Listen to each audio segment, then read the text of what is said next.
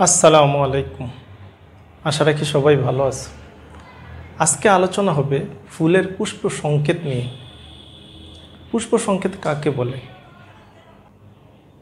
যে সংকেতের মাধ্যমে ফুলের মঞ্জুরিপত্রের উপস্থিতি অনুপস্থিতি, ফুলের প্রতিসাম্য, লিঙ্গ, বিভিন্ন স্তবকের অবস্থান, সংখ্যা, সমসংযোগ, অসমসংযোগ ইত্যাদি বিষয় প্রকাশ করা হয়, তাকে পুষ্প সংকেত বলে।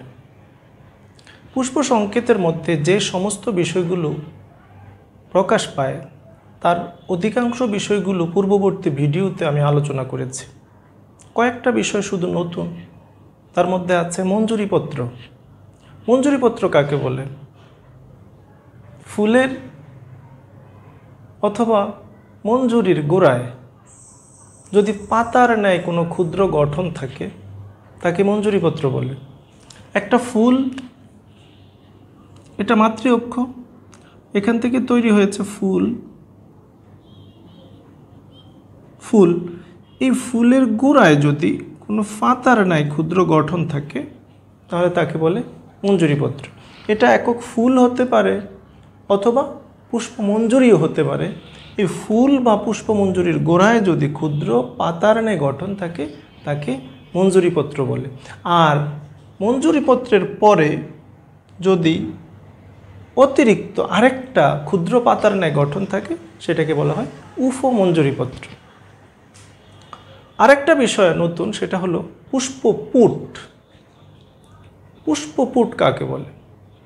ফুলের বৃত্তাংশ ও পাপড়িগুলো যদি আকৃতি ও বর্ণে একই রকম হয়, যে তাদেরকে পৃথক করা যায় না, তখন তাদেরকে একত্রে পুষ্পপুট বলে।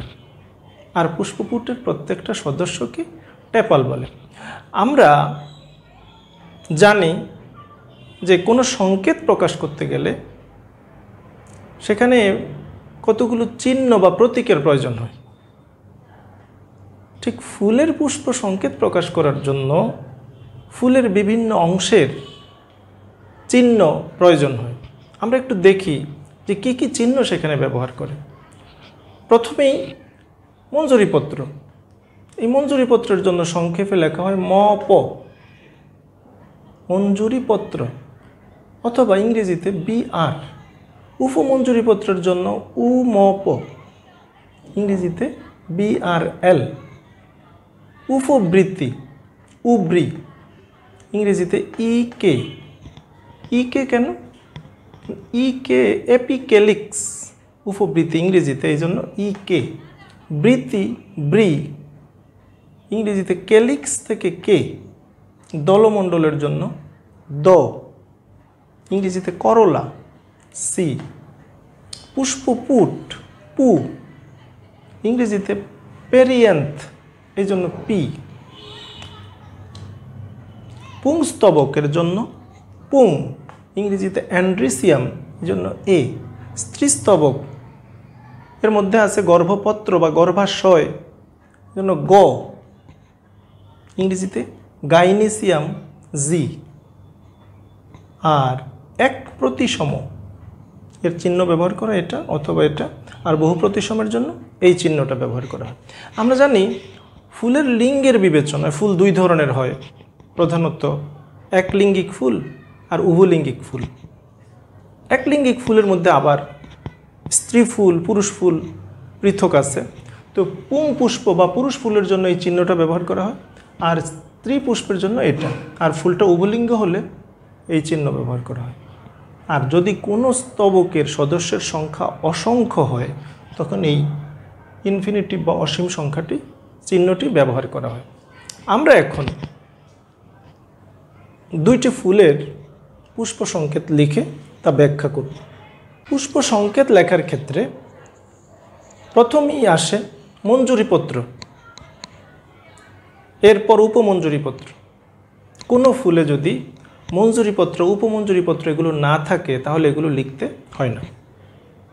এরপর ফুলের প্রতিসাম্য লিখতে হয়, প্রতিসাম্যের চিহ্ন দিতে হয়। এরপর লিঙ্গ, এরপর এক এক করে উপবৃত্তি, বৃত্তি, পুংস্তবক, স্ত্রীস্তবক, উপবৃত্তি, বৃত্তি, দলমণ্ডল, এরপর পুংস্তবক, স্ত্রীস্তবক ক্রমান্বয়ে লিখতে হয়। আমরা প্রথমে আজকে জবা ফুলের পুষ্প সংকেত লিখব। জবা ফুলের মঞ্জুরিপত্র, উপমঞ্জুরিপত্র থাকে না, এই জন্য তা লিখব না।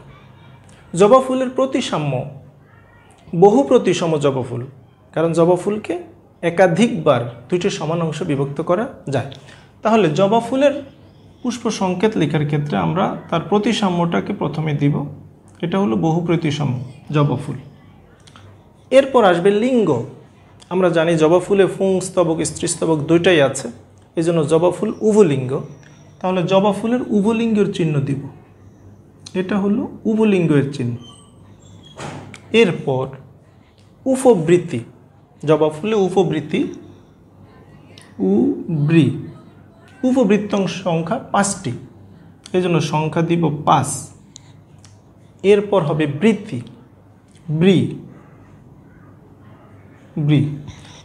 বৃত্তাংশ 5টি, তবে এই 5টি বৃত্তাংশ পরস্পর যুক্ত, সমসংযোগ এদের মধ্যে বিদ্যমান, আর এই সমসংযোগকে প্রকাশ করা হয় প্রথম বন্ধনীর মাধ্যমে, এরা পরস্পর যুক্ত। এরপর হইল দলমণ্ডল। দলমণ্ডলে পাপড়ির সংখ্যা 5টি, এজন্য 5। দলমণ্ডলের পরে পুংস্তবক, পুংস্তবকে পুংকেশরের সংখ্যা অসংখ্য, ইনফিনিটিভ।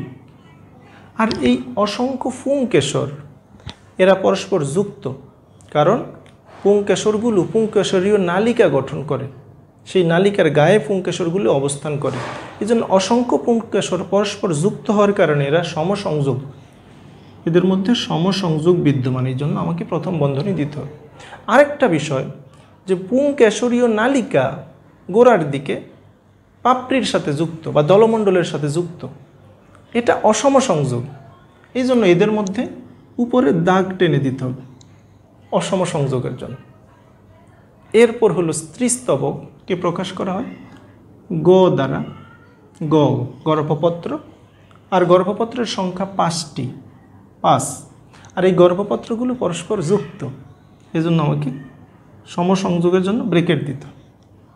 আমরা জানি জবা ফুল একটি হাইফোগাইনাস ফ্লাওয়ার বা গর্ভপাদ পুষ্প, অর্থাৎ এর গর্ভাশয়ের পাদদেশে অন্যান্য স্তবকগুলো অবস্থান করে, গর্ভাশয় উপরে থাকে, আর এই গর্ভাশয়কে বলা হয় অধিগর্ভ গর্ভাশয়।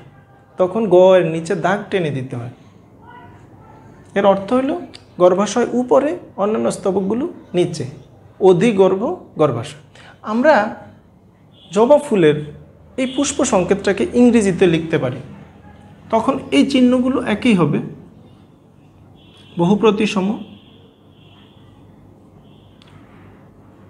উভলিঙ্গ, উব্রির জন্য ইকে 5, এপিক্যালিক্সের জন্য ইকে, এরপর 5, এরপর ক্যালিক্স 5 সমসংযোগ। এরপর দলমণ্ডলের জন্য C5, পুংস্তবকের জন্য অ্যান্ড্রিসিয়াম ইনফিনিটিভ সমসংযোগ, গাইনিসিয়ামের জন্য G5, আর নিচে দাগটা। তাহলে আমরা জবা ফুলের পুষ্প সংকেতটাকে দুইভাবেই শিখব, বাংলা এবং ইংরেজিতে, এবং এর ব্যাখ্যাও আমাদেরকে দিতে হবে। জবা ফুল বহুপ্রতিসম, উভলিঙ্গ, জবা ফুলে উপবৃত্তি 5টি, উপবৃত্তাংশ 5টি, এরা পরস্পর মুক্ত, বৃত্তাংশ 5টি পরস্পর যুক্ত, দলমণ্ডলে পাপড়ি 5টি, পুংস্তবকে পুংকেশর অসংখ্য, এরা পরস্পর যুক্ত, আর পুংকেশর দলমণ্ডলের সাথে যুক্ত, আর গর্ভপত্রের সংখ্যা 5টি, পরস্পর যুক্ত, আর অধিগর্ভ গর্ভাশয়। আমরা আজকে আরেকটি ফুলের পুষ্প সংকেত শিখব, সেটা হলো ধান। পোয়েসি গোত্রের ধানের পুষ্প সংকেতটা আমরা এখন শিখব। ধানের ক্ষেত্রে মঞ্জুরিপত্র এবং উপমঞ্জুরিপত্র দুটি বিদ্যমান। এই জন্য সেখানে আমাদেরকে লিখতে হবে ম প, মঞ্জুরিপত্র আছে, উপমঞ্জুরিপত্রও আছে, উপমঞ্জুরিপত্র দুইটাই আছে, লিখতে হবে। ধান 1 প্রতিসম, প্রতিসাম্যের বিবেচনা 1 প্রতিসমের জন্য আমাকে এই চিহ্ন দিতে হবে।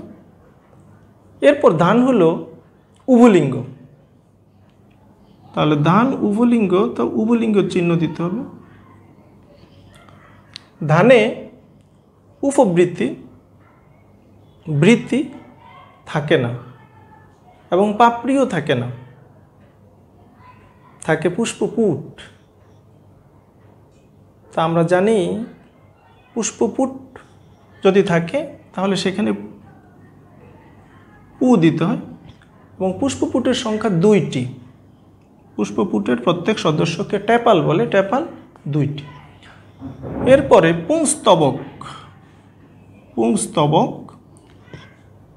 পুংকেশরের সংখ্যা 6টি, তবে সেটি 2টি স্তরে বিন্যস্ত, এই জন্য সেখানে লিখতে হয় 3 + 3, 2 বারে 3টি 3টি করে। এরপরে গর্ভপত্র, গর্ভপত্র 1টি, গর্ভপত্র 1টি এবং অধিগর্ভ গর্ভাশয়, অধিগর্ভ গর্ভাশয়। একইভাবে আমরা ধানের পুষ্প সংকেতটিকেও ইংরেজিতে লিখব। মঞ্জুরিপত্রের জন্য BR, উপমঞ্জুরির পত্র জন্য BRL। এরপরে এই চিহ্নগুলো থাকবে 1 প্রতিসম, উভলিঙ্গ, এগুলো থাকবে। পুষ্পপুটের জন্য P, পেরিয়ান্থ P এর সংখ্যা 2, অ্যান্ড্রিসিয়াম এর সংখ্যা 3 + 3 আর গাইনিসিয়ামে 1, এইভাবে দিতে হবে। তাহলে আমরা ধানের পুষ্প সংকেতটাকেও দেখলাম। ধানে মঞ্জুরিপত্র আছে, উপমঞ্জুরিপত্রও আছে, ধান 1 প্রতিসম এবং ধানের ফুল উভলিঙ্গ।